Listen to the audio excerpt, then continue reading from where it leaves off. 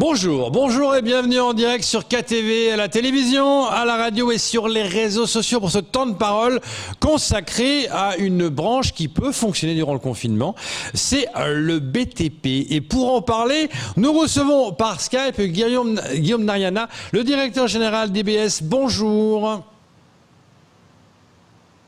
Alors, je ne sais pas si on s'entend. Bonjour Guillaume. Je n'ai pas de retour plateau.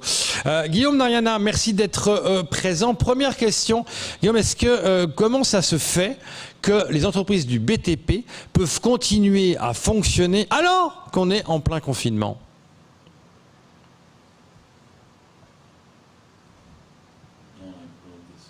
Problème de son apparemment.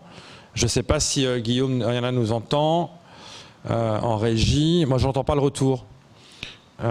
Guillaume ? Ah, il nous entend. Alors, on va peut-être commencer à écrire par écrit. Alors peut-être, moi, j'ai pas de retour en plateau.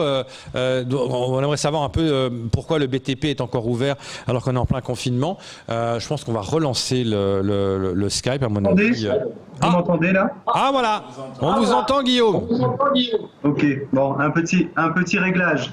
Voilà. Alors, un petit réglage. Justement, oui. Guillaume, comment ça se fait que les entreprises du BTP peuvent continuer à fonctionner alors qu'on est en plein confinement? Merci beaucoup de nous permettre de nous exprimer. Bon, évidemment, hein, je me permets de dire que c'est avec beaucoup de regret qu'on constate la situation actuelle, bien entendu sur le plan humain, sur le plan familial et éventuellement sur le plan économique, puisqu'on va en discuter ce matin. Mais surtout, au niveau de la santé, j'ai envie de dire à tout le monde, protégez-vous, surtout prenez soin de vous, puisque là, plus que jamais, la démonstration est faite qu'il faut écouter les conseils. Et je vais tenter de vous dire comment, dans le BTP et dans les chantiers, nous, on écoute ces conseils pour se protéger. Effectivement, on a tendance à dire que le secteur du BTP peut continuer à tourner. J'ai envie de dire que c'est à la responsabilité des entreprises de savoir si elles sont en mesure d'assumer ce qui leur est demandé pour justement pouvoir continuer à opérer. Actuellement, nous tournons tous sur les dernières déclarations donc, qui datent de début février, comme on le sait, donc les conditions de confinement, les attestations de déplacement, et puis le bâtiment et le travaux publics étant organisés autour d'organisations telles que la fédération qui a communiqué sur des gestes barrières, sur des mesures préventives. C'est à nous, entreprises, de mettre en place le maximum de choses pour les appliquer en interne. Donc, si vous le souhaitez, on peut les évoquer ensemble. Oui, justement, parce que ce que je voulais vous dire, Guillaume, c'est que comment on peut faire sur un chantier. Je prends un exemple tout simple. Un chantier, il y a des maçons qui travaillent ensemble, qui coulent une dalle. Ils peuvent pas forcément respecter des gestes barrières, être distants les uns des autres. Ils sont proches. Ça surprend. Comment on fait là ? Alors, c'est un ensemble de choses. Et loin de moi l'idée de vous dire que ce soit évident. Donc, il faut savoir que sur la mise en œuvre de ces dispositions, j'ai parlé de responsabilité de l'entreprise, de bon vouloir et de très bonne volonté à mettre tout bout à bout.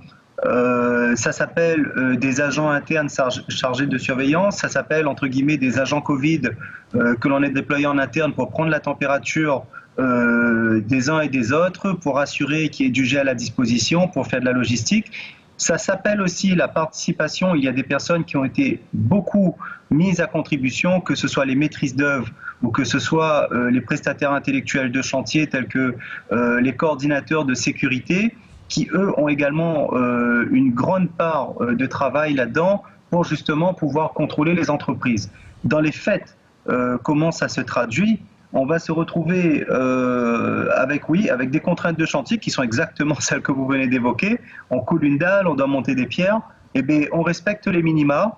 Les minima sont de ne pas surpeupler le chantier, puisqu'on a des chantiers des fois qui se déroulent sur 50 mètres carrés, d'autres qui se déroulent sur 1000 mètres carrés. Donc on fait attention au flux de personnes, on minimise au maximum. Si on a de la coactivité avec d'autres entreprises, elles sont déclarées en amont avec les coordinateurs de sécurité, donc qui sont des tiers, qui sont des personnes extérieures qui nous contrôlent. port du masque, bien évidemment, que ce soit sur les chantiers, dans les véhicules, avec un minimum de personnes dans les véhicules ou au bureau, obligatoire pendant toutes les heures de bureau, même si c'est loin d'être agréable. Ensuite, nous avons également la présence de gel, mais aussi de points d'eau qu'il faut mettre. Bon, les points d'eau ont toujours été nécessaires sur les chantiers, mais lavage de mains régulier encouragé avec savon. Donc voilà un petit peu dans les grandes lignes les gestes qu'on appelle les gestes barrières et les mesures préventives qu'on applique sur les chantiers. Ensuite, il y a une partie un peu plus administrative d'échange avec nos clients, donc ce qu'on appelle les maîtres d'ouvrage, hein, ceux qui nous commandent ces chantiers.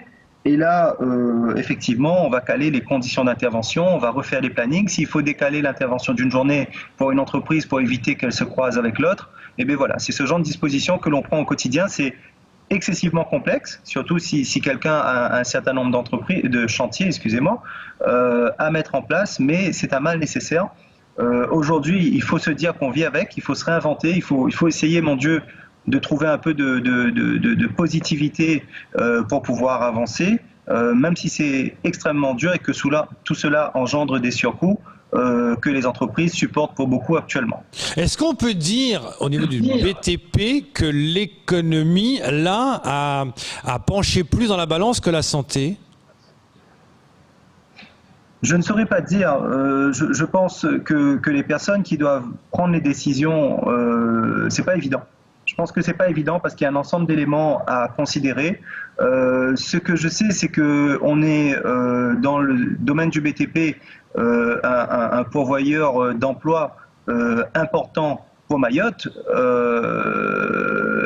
et que cette boucle économique qui fait que les gens peuvent percevoir un salaire par l'activité et naturellement répondre aux besoins primaires tels que les courses, le logement, les déplacements, fait que ça peut apporter des éléments de réponse. Mais on ne sait pas, cette période de Covid, comment est-ce qu'elle va évoluer ? Est-ce qu'elle va empirer ? Est-ce qu'elle va s'améliorer ?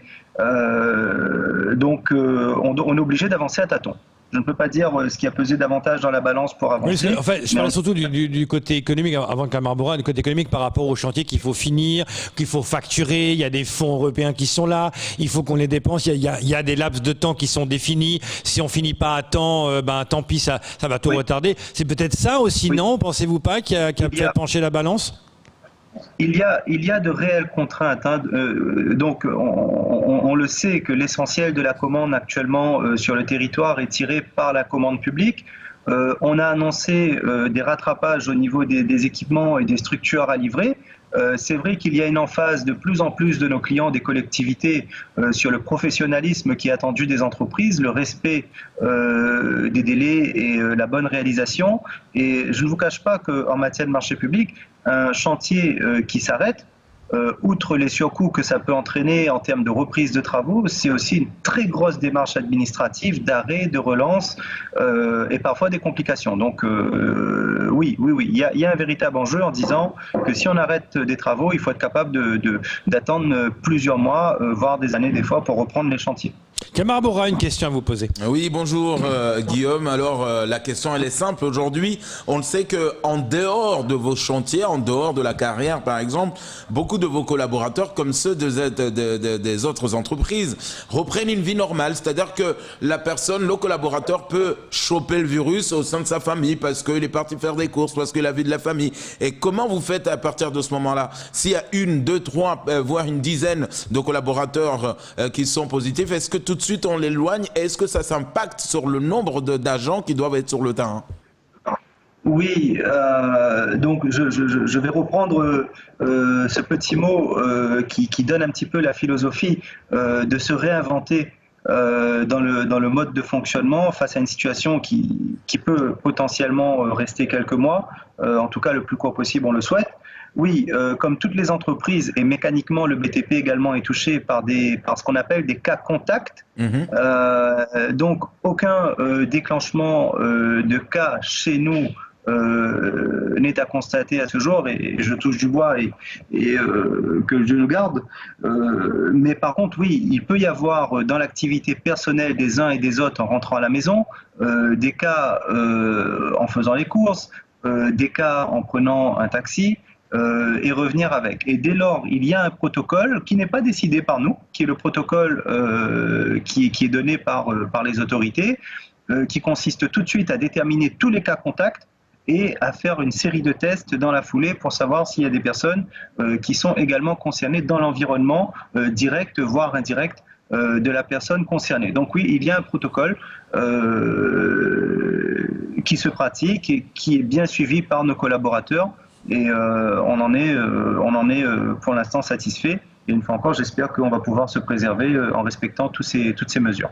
Alors, pour reparler économie, Guillaume, les plus grands syndicats, notamment le grand syndicat du patronat à Mayotte, le MEDEF, la CPME, l'UMI, enfin pas mal de syndicats ont écrit aujourd'hui ont demandé à ce que déjà même les premières factures soient payées, avancées. Aujourd'hui, l'économie va mal. Est-ce que c'est votre cas? Est-ce qu'aujourd'hui, vous avez une santé économique qui peut tenir encore quelques mois, ou vous êtes aussi dans cette même optique? Vous savez, une entreprise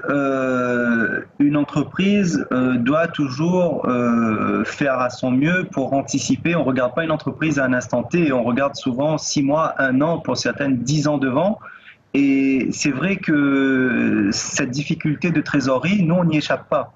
Lorsque on en arrive à avoir des délais de paiement de 1 an et demi, 2 ans, donc déjà les petites entreprises, elles en meurent, hein, il faut pas se voiler la face, elles en meurent. Nous avons beaucoup d'artisans qui savent très bien travailler sur le territoire mahorais, sauf que quand on prend 6 mois pour payer quelqu'un qui a mis ses quelques économies dans son entreprise, bon ben lui, avant de partir, il est déjà par terre.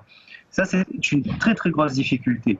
Nous, de notre côté, nous avons mobilisé quelques bailleurs de fonds, nos partenaires, les banques.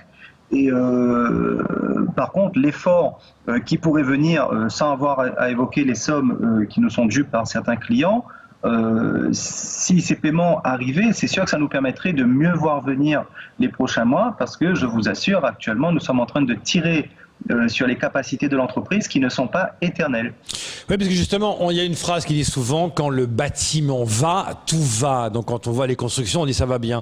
Or là, on sent bien le danger pour tout le monde, hein, avec cette crise économique et cette crise sanitaire et tous les dettes qui se créent, hein, de fait que vous pouvez, avec tous ces prêts garantis par l'État. Est-ce que vous savez plus ou moins le nombre de chantiers qu'il y a actuellement sur Mayotte qui concernent justement le BTP? Combien de gens ça représente tout ça? Négatif, je pense que les organisations patronales et syndicales seraient mieux à même de répondre à cette question avec précision. Ce que je sais, c'est qu'au niveau de l'activité en elle-même, on est beaucoup sur des queues de chantier actuellement. Je m'explique, donc ce sont des travaux qui ont été lancés début 2020 et maintenus parfois difficilement avec une petite baisse d'activité mi-2020, le temps de remettre en place les conditions de poursuite, qui sont en train de s'achever entre fin 2020 et début 2021. C'est vrai que nous aurions souhaité quand même avoir un peu plus de visibilité sur le démarrage 2021. Pour l'instant, nous n'avons pas beaucoup de...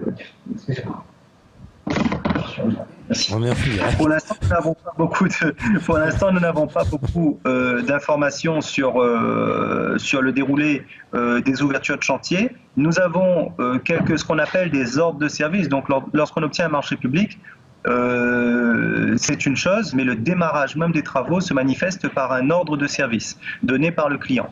Donc, il y a quelques démarrages. C'est vrai qu'on est en début d'année, comme vous pouvez le constater, comme si que la pandémie n'était pas suffisante, on a également, nous, dans le BTP, la contrainte des pluies, alors qui est un plus sur le plan sociétal, évidemment. On est très content de pouvoir alimenter nos réserves d'eau, parce que c'est un vrai sujet aussi.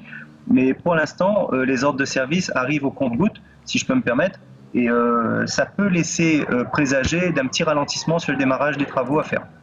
Merci Guillaume Narina d'être venu parler par Skype ce matin du secteur du BTP, et bon courage à vous. Oui, merci, bon courage à tous. Merci, c'est tout pour ce temps de parole. Tout de suite, la suite de vos programmes.